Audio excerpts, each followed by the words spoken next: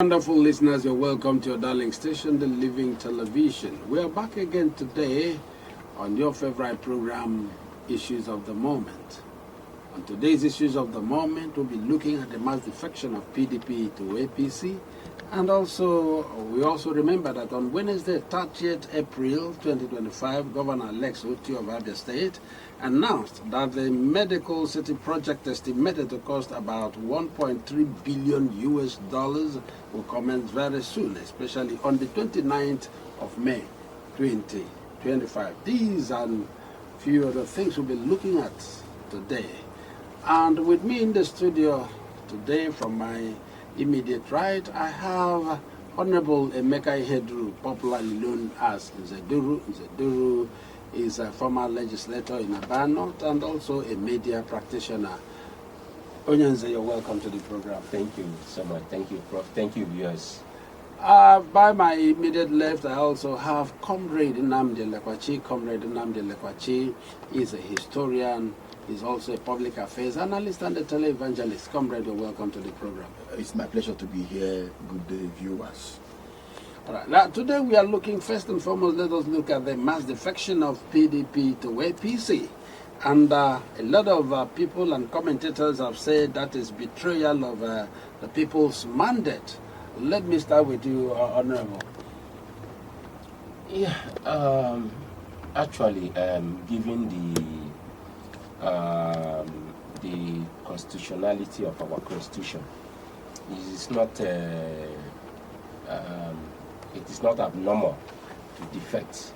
But the thing is that if we are to look at it properly, there are some rulings, judicial precedents that have said that a seat, one is one on two tickets. It's a joint ticket between the party and between the candidate and the sponsor, being the party. You understand? So when you now the party sponsored the candidate, it is assumed that the candidate had no. This is the godfather of the candidate is supposed to be the party. So for you to just defect like that is a betrayal on the side of. Is a breach of contract, one, between the holder of such office and the people, the electorate. You understand? And then it is also things that people do out of stomach infrastructure and out of political insecurity. This is what some of the things that leads to all these things. They come to tell us that it is in the interest of the masses, it is in the interest of the electorate that they do that. They want to align with the center. They want to align with some, even down at the state level. You will see House of Assembly members, defecting to the party where the governor came from. So these things are not. I see it as a political prostitution. That's what it is. All right, comrade. Considering the Supreme Court judgment over Rivers' political crisis and defection of the 27 House of Assembly members in Rivers State, and then talking about the mass defection of PDP into APC, do you think this is of a public interest, or is it a personal thing? No, it's not. It's not about public interest. It's about self-interest, or even let me say, a parochial interest of the political actors involved in this case, being the lawmakers who are defecting. And then we've seen even defections that may not have anything to do with the lawmakers alone, but then being instigated by political or principal actors. In most cases, former governors, then who are in control of the state structure, apparently having put someone or positioned someone in power, move to the party at the center, and such centripetal tendency, or such pull, if you ask me, centripetal pull, if you ask me, is characteristic of the Nigerian politics, just like Honorable did say here, political insecurity. But then we have to also juxtapose to ask that question. At which point do we say political expediency or political security should override the Constitution, especially Section 68, subsection 1, which frowns upon defection. You see, for you to defect, there has to be internal wrangling in the party that may affect you. Yeah. That's the position of the Constitution. There has to be wrangling, or there has to be schism, or there has to be division, or there has to be problem within the party affecting your constituency, affecting you. And then you have to also fall back to your constituents. You also have to inform the party. You also have to make it known in this case. But what we are seeing today is gross abuse of the Constitution. And nobody's even caring. And they are moving to the side. Anyway, it didn't begin today. We saw a similar thing in the PDP, beginning, I think, from 2003. People started moving from other political parties to PDP. Those who were not hitherto members of the political party at the center. So I call it centripetal appeal. Something drawing you to the center. At the same time, it is also the same thing likely to consume the party, to bring about implosion within the political party. At that center, because at some point you begin to ask yourself, where will all these interests align? Are we going to have these interests converge, or are they going to diverge at some point? Because you are coming with different interests. So what is happening today is what politicians actually do. They try to put their own interests, individual interests, ahead of even party interest and then national interest. So if you are looking for national interest in Nigeria, such thing does not exist.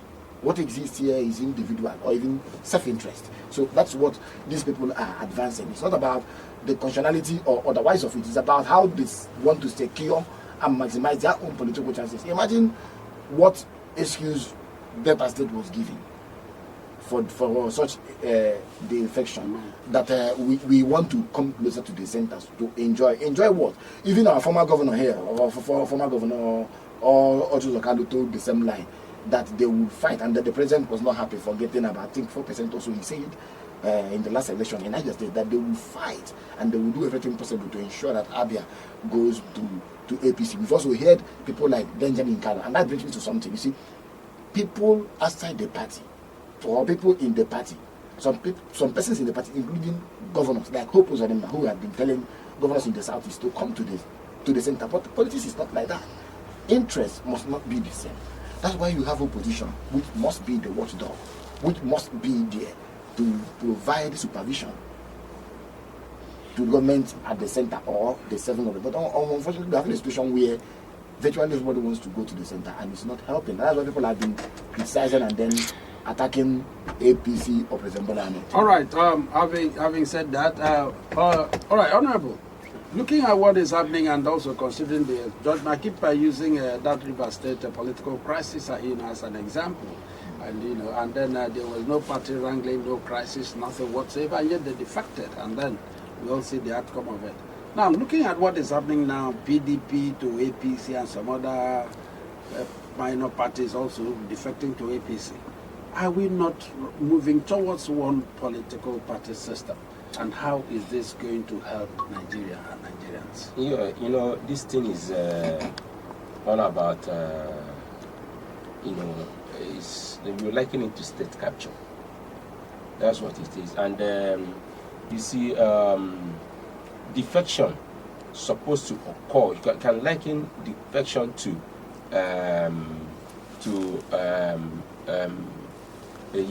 marriage. A marriage between two individuals, two opposite sex, as a couple. For a court to dissolve a marriage, you must have shown beyond reasonable doubt that this marriage now is irreparably damaged. You understand? Before you can now dissolve. But this one I just want to connect to what to what comrade said. You want to defect. The Constitution says the window created by the Constitution is only when there is crisis in the party, and that crisis ought to be from national down to state, which means there is problem at the head. You understand? So it now means that there is faction. When there is no factionalization in the party, you are not supposed to defect. That means it's just normal internal party wrangling. So, but people now, they will just, if a ward chairman has a problem with the ward secretary, somebody will just want to say, because based on this, I want to defect. And you are a governor or you are elected as a House of Assembly member or Senate and all that. And the thing is that in this whole defection issue, our judicial system is not also helping matters, because they say something, they give you a different ruling when it affects you. When it affects me, they give you a different ruling, forgetting that they have set a precedence before this time. So these are some of the things that is making the politicians to have a field day.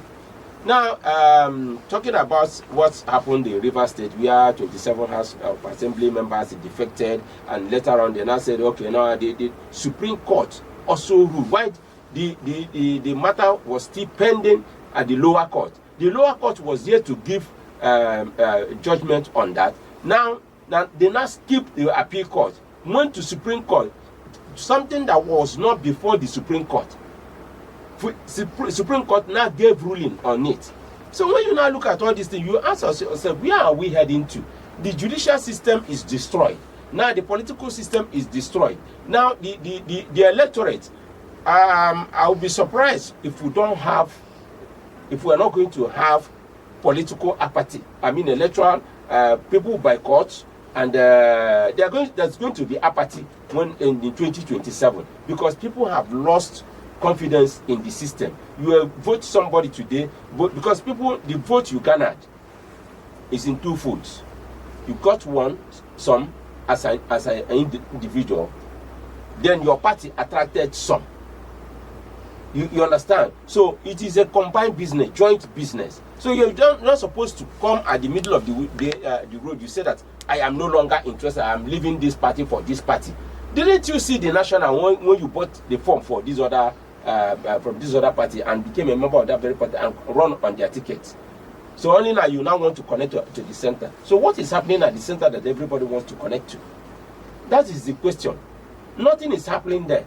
You look at it, is it subsidy removal? Is it floating of the naira? Is it the inflation that is rising, the inflation cost that is rising up on hourly basis?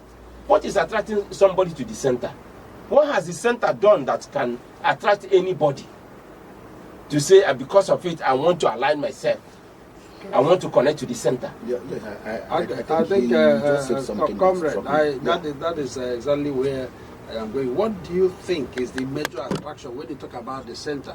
Looking at the level of hunger, starvation, and the lamentation. Yes, I want to commend him. It's not about the hunger, hardships, starvation, whatever, even death and the crucible situations Nigerians are experiencing. No, it goes beyond that. And it's about certain individuals seeing the political party as a vehicle, even when there has been an interpretation that says people vote for political party with respect to what the court ruled in matter between former Governor Amechi and the PDP. Yes. And then, yes. Are you following the point now? But I have to say this, you see, and I'm talking to all these politicians, people like Ojos Okalo, Popos Odemba, those who have been actually championing the political harlots. I won't even use the strong label for political harlots. Those who've been championing or advocating this movement to the center. I have to say this. You see, we had a case when Sam Mbakwe was not at the center. It didn't stop him from performing or living up to expectation. Even the governor we have today is doing his best. He's not at the center. Sam Mbakwe was known as the whipping governor. He was not at the center. Yes. And I do not know how being at the center or not being at the center will determine or not determine your performance or even your statutory allocation. That you are not at the center does not mean that your statutory allocation will not come to you or that your internal revenue will not come to you. This is all about what? Political security. That's where I want to agree with you. Political security.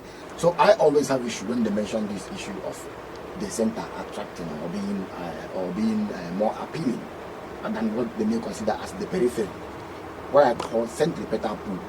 I am not happy because we've had governors who were in the opposition. Even Bola Ahmed Tinubu was in the opposition in 1999. Yes. He was not at the center, but he was able to use the internal revenue of Lagos State to do what they believe was skyrocket rocket science wonder of the millennium. I want to say this, you see, Sam Mbakwe was never at the center, but he was able to manage statutory allocation, and then internal revenue, and then was able to build Odimo State. Politicians must, in fact, they must see it as a duty to desist, stop this deception. It's not about their interests. It's not about even their constituents. The constitution is clear in section 68, subsection 1, and then section 109 of the same constitution talks about defection. There are manners or there are situations that will actually guarantee or support defection, but not in the case we are seeing today, where you are having former governors like even 7 governors who being agents of defection. Even our governor, Oti, who has been living up to expectation, who has not been at the center, at some point said during the election, the local government election, that political parties are just vehicle to get the political system. But then unfortunately, there is a Supreme Court ruling that says, or appeal court ruling that says, with respect to Amechi, that political parties are what the people vote for. So we have a problem, and we see that in most cases the court are actually giving one interpretation, and then that's what they say. Interpretation and actually become the problem. So I think all these things are problems we are witnessing, and then it points to something: state capture. What is the interest of the ruling class? What do they want to get? And I keep saying it until we have a system where the judiciary, the National Assembly, or the legislature and the executive see themselves as separate or equal arms of government, democracy cannot thrive. It kills the doctrine of separation of powers and functions. It also kills the doctrine of what? Checks and balances.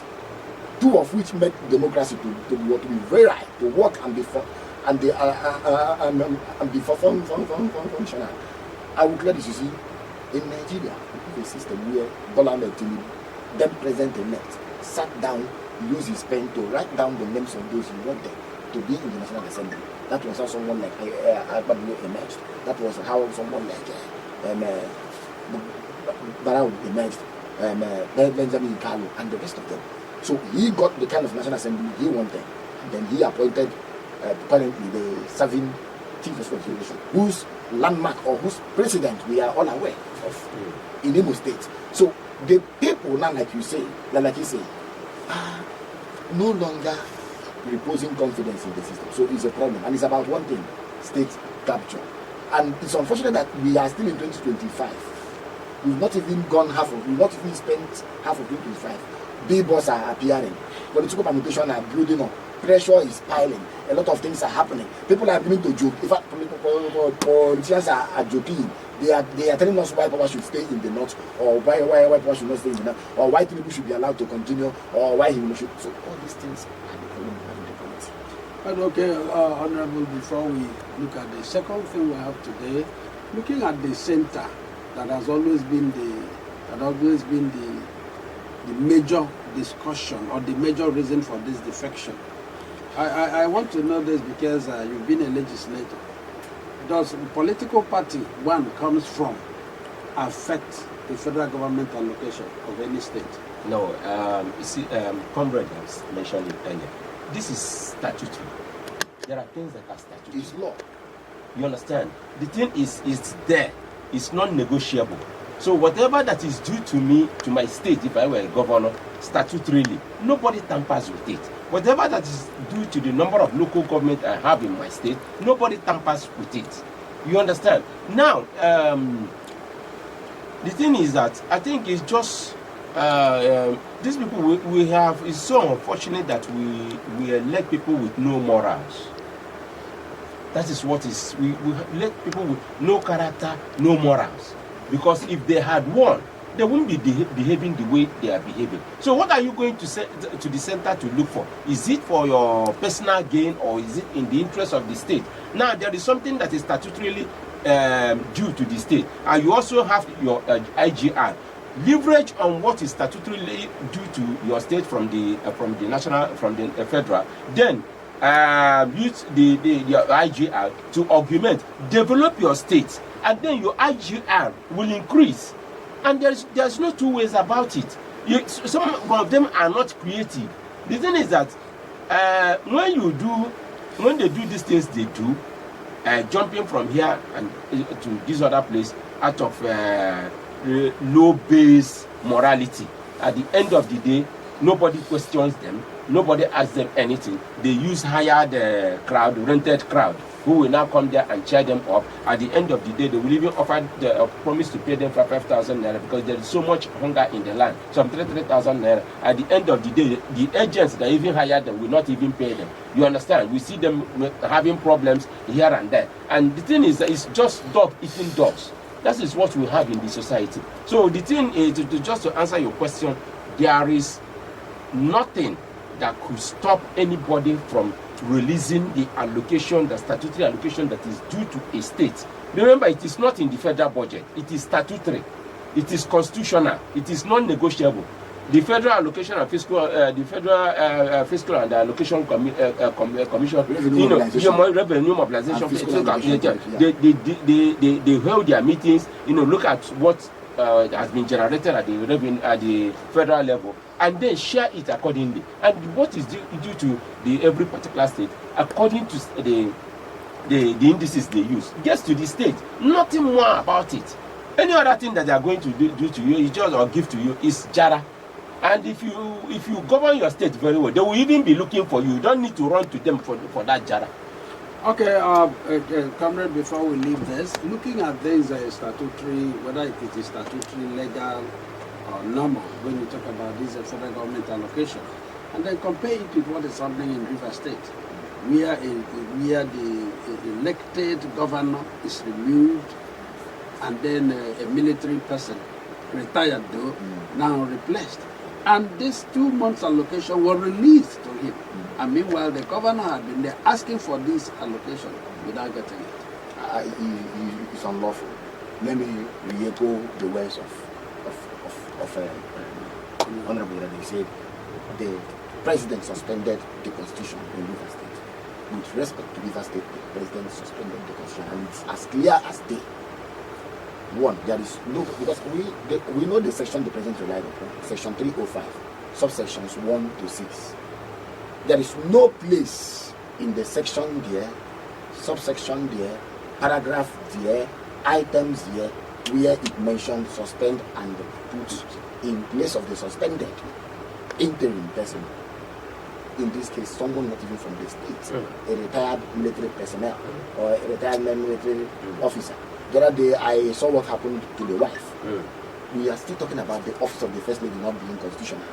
The first lady of an elected person not being constitutional. The first lady, the wife of the elected, not being constitutional. Now we are going to endure the wife of the unelected, the imposed illegality. That's illegality.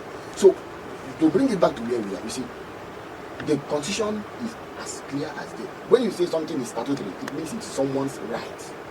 You give it to them because the law is saying you give it to them. But I think I have to say this, like I've said before, it is in the interest of those who want to capture the Nigerian states, to capture River State and Lagos State, because these are the two most economically viable states in the federation. They are also iron cannon. They are also iron cannon, which is the commercial base to a large extent, because of what 2027 we've been talking about here. And that's why you could see people talk about the chances of the president come to 27, and that's why you could see, even we are beginning to see approval rating when the bulk of the business we are seeing today on the internet everywhere. Kidnappers, bandits, Boko Haram, Islamists, call them whatever you like, hundreds of them brandishing human parts, including legs, arms, severed and amputated arms, sharing online and then doing everything, doing their marketing, and then all of this is happening. And then we are not even talking about that. Nobody talking about Plateau, Benue, the killings everywhere. But we are all interested in people, and that is why the system is going down every day. And the thing is that the thing is that in the whole of these things, what is the amazing part of it is that they have no place for God in their agenda. Okay, they have no place for God in their agenda. I think that is why we are experiencing what we are experiencing, especially in Nigeria, some parts of Nigeria, in fact in Nigeria generally. All right, going on, let us look at, on Wednesday, April 30th, this 2025, the governor of Abia State, Governor Alex Oti, announced that he is going to build he is going to have a medical city project that will cost about 1.5 1.5 billion US dollars. Okay, let me start with you, Honorable. 1.5 billion US dollars. 1.3 billion US dollars. Do Abia State have that capacity? Can Abia State foot this bill? No, the thing is that I think they are yet to give us the details, the breakdown. Is it going to be a PPP, projects, or is it going to be the state government that will finance it holistically? Is it going to be, how are we going, if it is going to be private partnership projects, then who are those partnering with the state government? What percentage of share is the state government holding in these projects? And what is expected, in other words, what is expected of the state government to deliver? What is the state government bringing to the table, and what are other partners, bringing to the table? Then that is here to give us this breakdown. Yeah, as far as I'm concerned, to the best of my knowledge. Then, if we say that Abia State is going to fund it, do we have such money, or does he intend to borrow? And then, what is the duration of this project? He said that it's going to commence this month. So, what is the duration of this project? You understand? What's the tenure? So, all these things he has to, put Abians in the know. Let us, let them stop leading us blindly. Abians are aware. We are intelligent enough to be able to know, here is our money. Let them not see that they are doing us favor. They are using the public office which we have elected them into to render services to us. So if you want to serve me, you should let me know, like you want to serve me a cup of tea now. You should let me know how many cubes of sugar that you're putting into that cup of tea. So let me know if I can be able to, absorb that a number of cubes of sugar. You understand? Or not. So these are the things they have to give us the breakdown for this, and not just to give us a total package figure of 1.3 billion US dollars. All right. Talking about breakdown, comrade, we're talking about 1.3 billion, and we're talking about a breakdown. I'm talking about this breakdown when the flag off is already coming up in less than 2 weeks' time, 29th of May. 23rd. I think I saw a release. A new release had been issued. Okay. Yes, from the government. It was 29. If they have changed it to 23rd, still better. That is less than 2 weeks. All right. So, are we expecting any further breakdown? And also, I want you to combine this. This present administration promised us transparency, and with what is happening so far, are we seeing that transparency? Okay, thank you so much. It's easier for government to say one thing during campaign, or when you see the campaign trail, it's a different business. But when you see governance, it's also a different business. So that's why Cuomo in America say politicians campaign in poetry, but govern in prose. So when they are campaigning, they use flowery words like writing poems, embellish words, sophisticated language, and all that to capture your interest. But when it becomes government, it's a different ballgame. And with respect to this, I saw the first release, I saw the second release from a good friend of mine, the Doka, who happens to be the governor's aide, where they tried to correct this, said 1.3 billion coming from the private sector. But unfortunately, the private sector was not named, unlike when the governor or the government told us. And I think that one was actually released by Ferdinand Dekoma, our brother and friend, said that the government had actually entered into agreement. There was an MOU, memorandum of understanding between the state and Radisson Blu, a hospitality giant, to take care of what long abandoned Enyimba Hotel. Some of us who took the trouble to fact check Radisson Blu saw that it actually was in fact a giant or a well-established name in the hospitality industry, internationally, globally, and they have the rating. But in this case, we are not told who these private investors are. One, we are hearing 1.3 billion US dollars, and that's if you are to work with 1,500 naira to a dollar, that's about 1.5 trillion naira, bigger than the size of Abia budget which is about 750 billion naira for 2025. Are you following the point? So this amount is bigger than what Abia has invested in healthcare sector, even in the last 10 years, or even in the last 8 years, if I'm to be conservative. Now, what are the implications? Certain things were not made clear. Contractual date of delivery, CDD. We only told that the president will come and flag off the project the same day you'll be launching or you'll be commissioning Port Harcourt Road. But the question should be, if we are doing a project like this, where is the money coming from? Honorable has said something very, very striking, because the governor always said, I have not borrowed the dime, I have not secured any loan. All I've been doing is through internally generated revenue and then statutory transfer. Fine. But then, how is this going to come? They said they were going to be giving land. That I'm quoting their speech. They will use institutional strength to make this realized. And then that they will see to it that the project saw execution. Apart from that, then what is the interest of the state? Beyond all this, monetary need, is there any commitment we are making? That's number one. Then number two, the most important is the area of disclosure. Who are these investors? That's number one. Then, how are they getting what level of commitment is the state expected to make? That's number two. But then, apart from all of that, like he actually asked a question, transparency should also follow. Now, I'm looking at feasibility beyond transparency. And why am I saying feasibility? Recently, the state government said they were going to be reproposing, and I'm going to use their own word, retrofitting both Amachara, some other medical facilities, and then we are talking about Project Ekweme. I don't know if you remember Project Ekweme, taking care of over 200 primary health centers across the state. All these are happening. At the same time, the governor is proposing 500,000 naira or 300,000 naira or so basic salary for health workers. How are we going to do all of this? Except the governor wants to have a lot, wants to juggle a lot. He wants to juggle a lot in his hands. But I am only praying for what? Sustainability. But whatever has to be done has to be clear. You are also supposed to tell us who the investors are. Some people are even beginning to imagine they be allies and cronies of some of the persons within the political power. And I'll give you an instance. Power sector is failing today.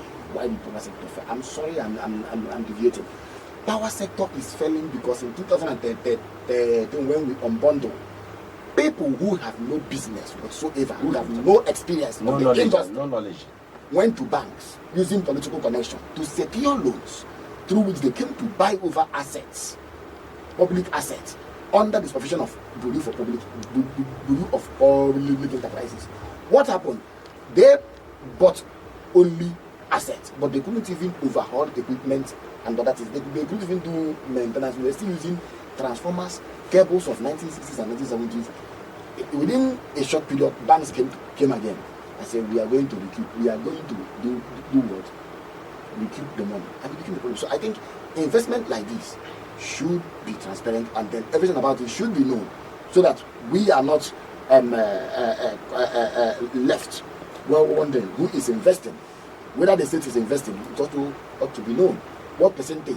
Also, although they have said private sector, but you could be asking yourself, what private sector will invest this amount of money in the states? All right, and then what do they stand to gain, just like Nzewosu said? And then what will be their interest, and what is the percentage? And then what degree of burden will this place on Abia and Abians? Okay, distinguished gentlemen and ladies, this is the much we are going to take today. I thank you for being there, for being part of today's program. From my right, as usual, Nzewosu, Honorable Emeka Ihedru, thank you for being part of today's program. Thank you for having me. Thank you, viewers. Let's keep touch with the country. All right, and also from my left, Comrade Nnamdi Elekwachi, we're proud to have you here today. Always my pleasure. Thank you for having me. Good day and goodbye, viewers. Abia is our own, and we expect it to grow better on daily basis. It is important. We know it. Life is not computed by its duration, but by its donation. Thank you and bye for now. My name remains Chinedum Godson Adiele. Until we come your way again, bye.